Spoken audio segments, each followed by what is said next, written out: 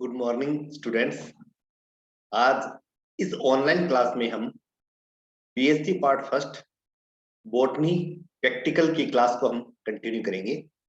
इसके 5 पार्ट हम पहले से 5वां पार्ट को हम स्टार्ट कर रहे हैं। आज 4 पार्ट हम पढ़ चुके हैं और इस पार्ट के अंदर हम फंजाई को कंटिन्यू करेंगे।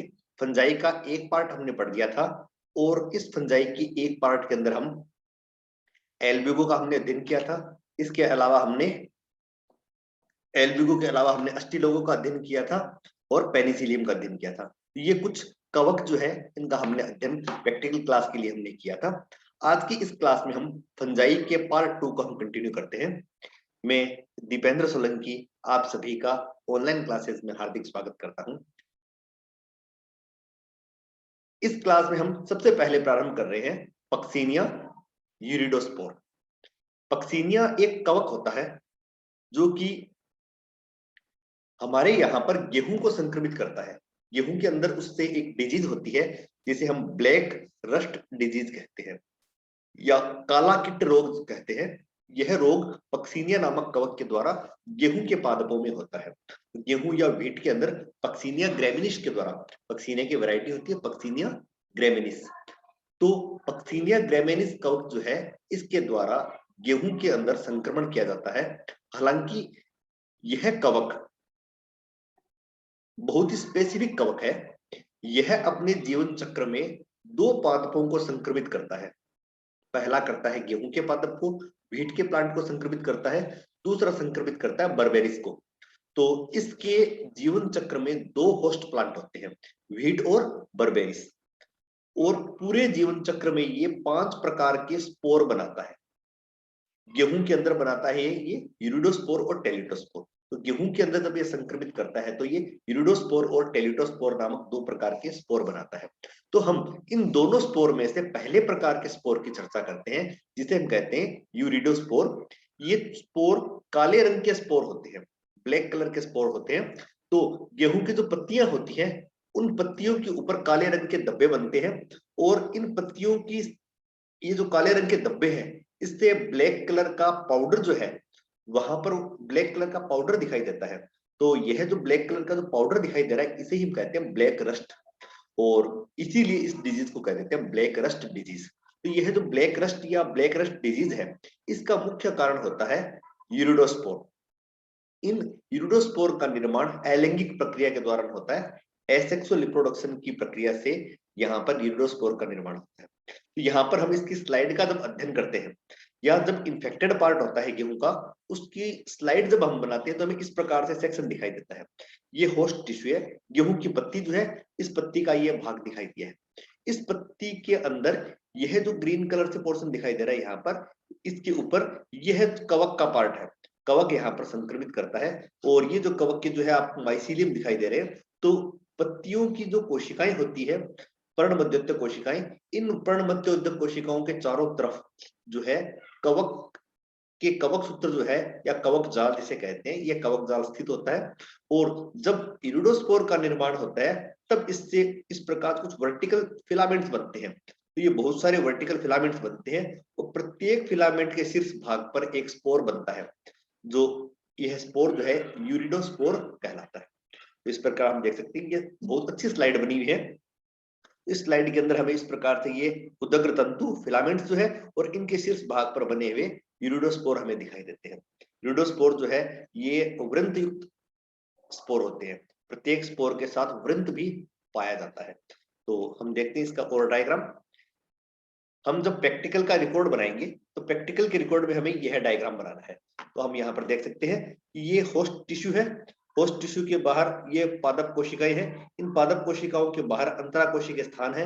यहाँ पर कवक जाल जिसे हम हाइफी कहते हैं, माइसीलियम, माइसीलियम के कवक सूत्र हाइफी यहाँ पर उपस्थित है। कवक जाल को हम माइसीलियम बोलते हैं और कवक सूत्रों को हम हाइफी बोल देते हैं। तो ये हाइफी जो है ये पादप कोशिकाओं के बाहर जो अंतरा कोशिकीय अवकाश पाए जाते हैं, तो इंटरसेलुलर स्पेस होते हैं, इसमें पाए जाते हैं और इनसे इस प्रकार से कुछ फिलामेंट्स बनते हैं और इन फिलामेंट्स के शीर्ष भाग के ऊपर जो है यूरिडोस्पोर का फॉर्मेशन होता है। यूरिडोस्पोर मोटी भित्ति वाले स्पोर होते हैं। अगर हम एक स्पोर का डायग्राम देखते हैं इस प्रकार से दिखाई देता है। यह स्पोर वृंत युक्त होते हैं, वृंत यानी स्टोक इसमें पाया जाता है। तो इनमें सभी स्पोर के साथ स्टोक साथ में पाया जाता है। हमने अभी तक जितने भी स्पोर पढ़े किसी में वृंत नहीं पाए जाते, तो यहाँ पर यूरिडोस्पोर के अंदर वृंत भी साथ में पाया जाता है। और यहाँ पर दो केंद्रक पाए जाते हैं, प्रत्येक यूरिडोस्पोर में दो केंद्रक स्थित होते हैं, दोनों केंद्रक अलग अलग प्रभेद के होते हैं।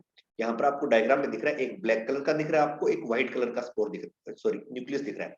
जो ब्लैक न्यूक्लियस है और ये व्हाइट न्यूक्लियस है, ये इसलिए दिखाने के लिए है कि दोनों केंद्रक अलग अलग प्रभेद के हैं। एक केंद्र को हम प्लस प्रभेद का बोल देते हैं, दूसरे को माइनस प्रभेद का केंद्रक बोल देते हैं। और जब ये यूरिडोस्पोर का अंकुरण होता है तो ये जर्म ट्यूब बनती है, और यह जर्म ट्यूब ये प्लांट की सेल है, सॉरी प्लांट टिश्यू है, प्लांट एपिडर्मिस, प्लांट की जो पत्ती होती है, इस पत्ती की एपिडर्मिस के ऊपर ये वृंत उपस्थित होते हैं। तो ये यूरिडोस्पोर यहाँ पर अंकुरित हो रहा है जर्म ट्यूब के द्वारा, और अंकुरित होकर एक फूली हुई स्ट्रक्चर बनाते हैं जिसे एप्रीसोरियम कहते हैं।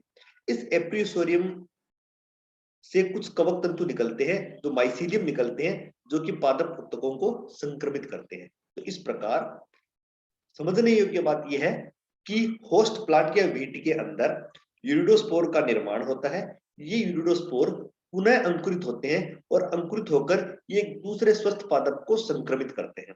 तो इस प्रकार इस यूरिडोस्पोर के द्वारा अन्य स्वस्थ पादपों का संक्रमण किया जाता है। और ये यूरिडोस्पोर चूंकि ब्लैक कलर के दिखाई देते हैं, तो पादप की सतह के ऊपर ब्लैक पाउडर के समान परत बन जाती है, जिसे हम ब्लैक रस्ट डिजीज कहते हैं।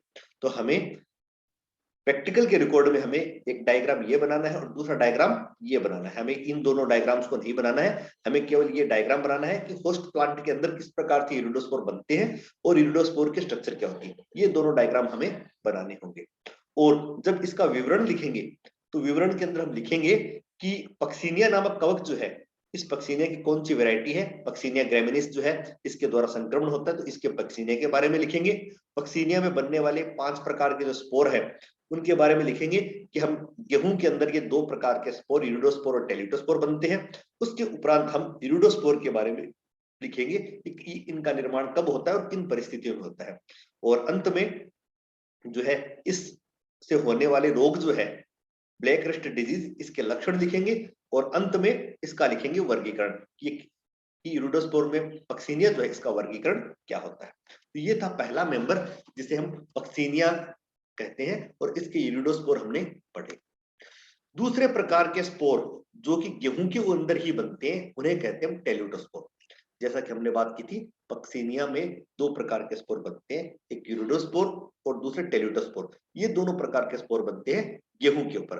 तो गेहूं के अंदर बनने वाली दूसरे प्रकार के स्पोर है उसे हम टेल्यूटोस्पोर कहते हैं। इनका निर्माण भी यूरिडोस्पोर के समान ही होता है, वृंतयुक्त स्पोर होते हैं। लेकिन ये जो है स्पोर जो है इसके अंदर 2 कोशिकाएं मौजूद होती है। यहाँ पर हम देख सकते हैं ये स्पोर बनना है, एक कोशिका ये, दूसरी कोशिका ये स्पोर है, एक कोशिका ये, दूसरी कोशिका ये। जितने भी स्पोर बनने हैं उसके अंदर 2 कोशिकाएं मौजूद होती हैं। तो ये यूरिडोस्पोर की स्लाइड है। अगर हम एक गेहूं की इन्फेक्टेड लीफ होती है, इस इन्फेक्टेड लीफ का सेक्शन कटिंग हम करते हैं और सेक्शन कटिंग करके हम उसे माइक्रोस्कोप से देखते हैं तो हमें इस प्रकार से यूरिडोस्पोर बने हुए, सॉरी टेलिटोस्पोर बने हुए दिखाई देते हैं। यूरिडोस्पोर और टेलिटोस्पोर में स्पष्ट रूप से अंतर होता है। यूरिडोस्पोर जो होते हैं ये सिंगल सेल्ड होते हैं, एक कोशिकीय स्पोर होते हैं, जबकि टेलिटोस्पोर जो है ये बाइसेलुलर स्पोर होते हैं। हम डायग्राम देखते हैं यहाँ पर, फिर वहां से कि ये जो होस्ट प्लांट है, होस्ट प्लांट के अंदर माइसीलियम जो है सघन रूप से बना हुआ है और यहाँ पर ये वृंतयुक्त स्पोर बनते हैं। तो ये जो टेलिटोस्पोर बनते हैं प्रत्येक स्पोर में 2 कोशिकाएं पाई जाती हैं।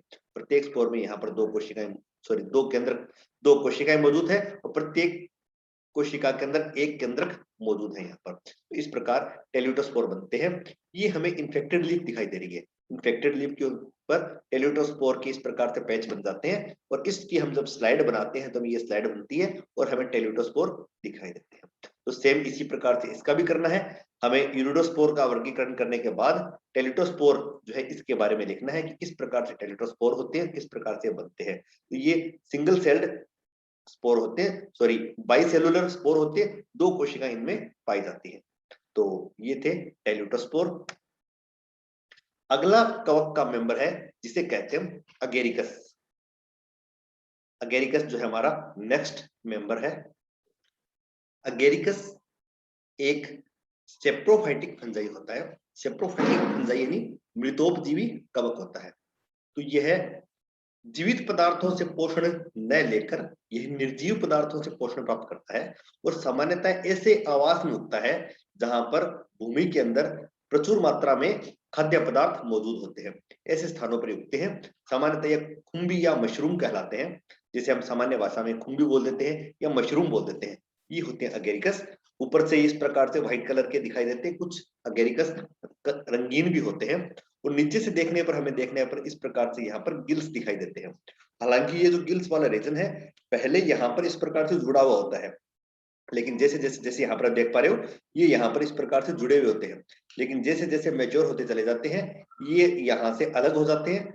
तो जब अलग होते हैं तो इस वृंत के ऊपर इसके निशान रह जाते हैं और ये हमें इस प्रकार से जो है हमें विशेष प्रकार के स्ट्रक्चर दिखाई देती है जिन्हें हम गिल्स बोल देते हैं। ये है अगेरिकस जो कि एक सामान्य आवास के अंदर लगा हुआ होता है। ये देखिए हम थोड़ा और नजदीक से देख पा रहे हैं इसको। अगेरिकस जो है इस प्रकार से बटन मशरूम, जिसे अगेरिकस को हम बटन मशरूम भी कह देते हैं। तो ये इसकी पहले वाली स्टेज है। पहले वाली स्टेज के अंदर आप देखिएगा यहाँ पर ये जो रीजन है ये यहाँ पर जुड़ा हुआ है, हमें गिल्स दिखाई नहीं दे रहे। ये धीरे धीरे यहाँ से अलग हो रहा है, ये ओपन होता जा रहा है और यहाँ पर ये फुल्ली ओपन हो गया है और ओपन होने के उपरांत हमें गिल्स जो है ये दिखाई देते हैं। तो यानी शुरुआत के अंदर ये जो गिल्स होते हैं ये अंदर की तरफ स्थित होते हैं, हमें दिखाई नहीं देते। लेकिन जैसे जैसे मैच्योर होते चले जाएंगे जो है यह पोर्शन यहाँ से वृंत से अलग हो जाएगा। वृंत को हम बोल देते हैं स्टाइप। तो ये स्टाइप जो है इससे यह रीजन जो है ये अलग हो जाएगा और गिल्स जो है ये ओपन हो जाते हैं। और जो ऊपर का जो रीजन है इस रीजन को हम बोल देते हैं पाइलस। तो ये पाइलस हो जाता है। ये यहाँ पर हमें गिल्स दिखाई दे रहे हैं और ये स्टाइप। तो ये अगेरिकस के ये तीन ही मुख्य भाग होते हैं। तो यह अगेरिकस जो है इसका माइसीलियम तो भूमि के अंदर स्थित होता है, जो कवक जाल बनता है वो तो भूमि के अंदर बनता है। और जब इसकी ग्रोइंग सीजन होती है, वृद्धि ऋतु जब होती है, उस समय ये रिप्रोडक्शन के लिए ये जो फलन पिंडों का निर्माण करते हैं इसे फलन पिंड या फ्रूटिंग बॉडी कहते हैं। ये फ्रूटिंग बॉडी जो है इनका निर्माण जो हमें ये स्ट्रक्चर दिखाई दे रही है ये एक्चुअली में इनकी फ्रूटिंग बॉडी है। इनका कवक जाल तो भूमि के अंदर होता है, ये फ्रूटिंग बॉडी है जिनका निर्माण केवल और केवल रिप्रोडक्शन के समय होता है और यही फ्रूटिंग बॉडी भूमि से बाहर बनती है। तो बाकी पूरा कवक जाल इनका भूमि के अंदर स्थित होता है। जब शुरुआत में निकलते हैं तो छोटे छोटे ये निकलते हैं, धीरे धीरे इनका आकार बड़ा होता चला जाता है और कुछ का आकार जो है जब फुल मैच्योर हो जाते हैं उसमें इनका आकार बहुत ही बड़ा हो जाता है। तो इस प्रकार इनका निर्माण होता है। हालांकि कवक जाल इनका भूमि के अंदर स्थित होता है। ये है इसकी स्ट्रक्चर जिसे आपको प्रैक्टिकल रिकॉर्ड में बनाना है। तो प्रैक्टिकल रिकॉर्ड में आप इस फ्रूटिंग बॉडी को बनाओगे। ये जो स्ट्रक्चर है जो छत्र के समान दिखाई देती है, छाते के समान दिखाई देने वाला स्ट्रक्चर है, इसे हम पाइलिस बोल देते हैं। पाइलिस जो है इसके अंदर की तरफ मौजूद होते हैं गिल्स। जब ये पाइलस इसका जो वृंत होता है ये कहलाता है स्टाइप।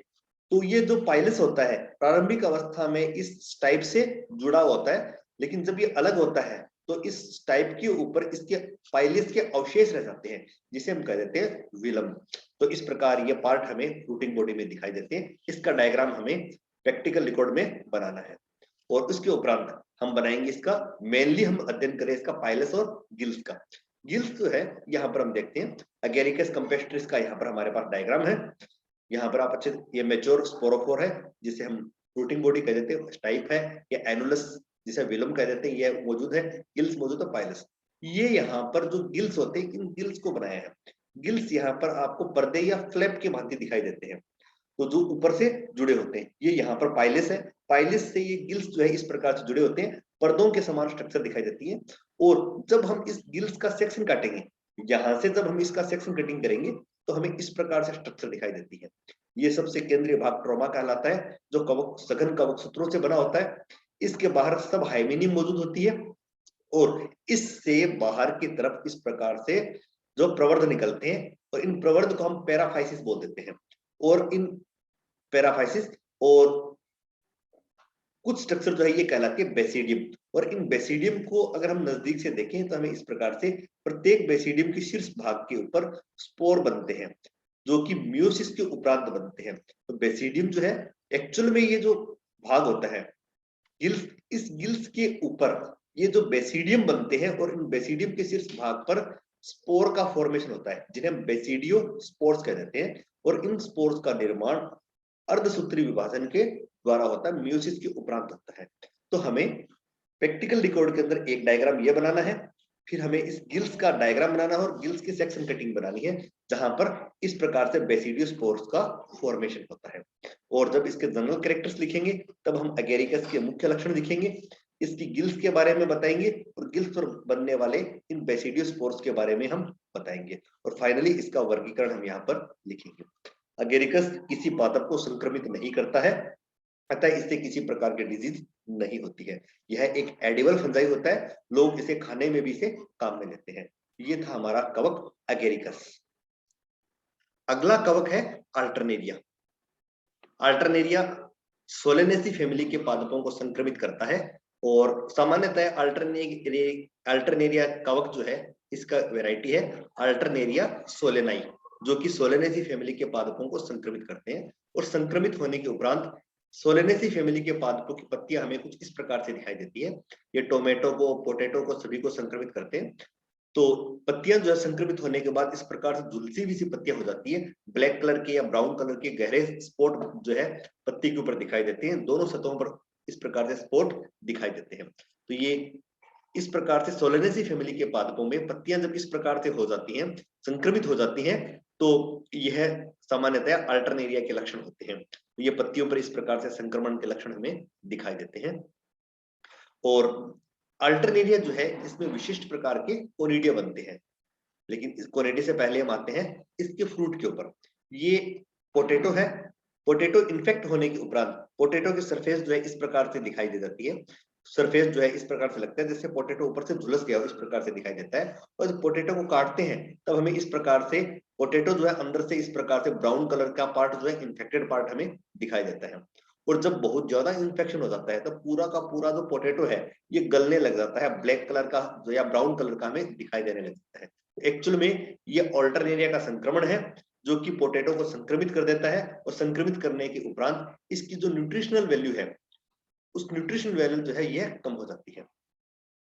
जब हम इस अल्टरनेरिया के स्पोर का अध्ययन करते हैं तो ये हमें जो फिलामेंट्स दिखाई दे रहे हैं ये एक्चुअल में अल्टरनेरिया के फिलामेंट है, जो कि अल्टरनेरिया एक फिलामेंटस एल्गी होता है। और इससे बनने वाले स्पोर जो है ये बहुत ही स्पेसिफिक प्रकार के और यूनिक प्रकार के स्पोर होते हैं। ये स्पोर मल्टीसेलुलर होते हैं और इस स्पोर के अंदर सेप्टम पाए जाते हैं, बहुत सारे सेप्टम है। ये करीब 5 से 7 तक कोशिकाएं भी इसमें पाई जाती है। तो ये देख सकते हो आप, ये कोशिकाएं जो है ये सेप्टम, इसमें वर्टिकल सेप्टम भी पाए जाते हैं और ये हॉरिजॉन्टल सेप्टम है और ये वर्टिकल सेप्टम। इसके अंदर देखिएगा आप, देखो ये हॉरिजॉन्टल सेप्टम है और ये वर्टिकल सेप्टम। तो इसके जो स्पोर बनते हैं इसमें हॉरिजॉन्टल और वर्टिकल दोनों प्रकार के सेप्टम बनते हैं। तो मल्टी सेलुलर स्पोर बनते हैं जो कि अल्टरनेरिया के स्पोर की मुख्य लक्षण होते हैं। और अगर इसकी साइकिल को हम देखें तो इसके जो सीड होते हैं ये सीड सामान्यतः इन्फेक्टेड होते हैं, कंटामिनेटेड।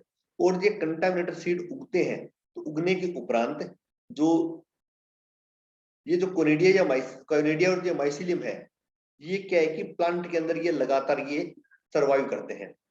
और इसके जो इन्फेक्टेड टिश्यू होते हैं, इन्फेक्टेड टिश्यू में इस प्रकार से मल्टी सेलुलर जो है ये स्पोर का फॉर्मेशन होता है। और ये जो इन्फेक्टेड पार्ट है इससे भी फिर कोनिडिया का निर्माण होता है।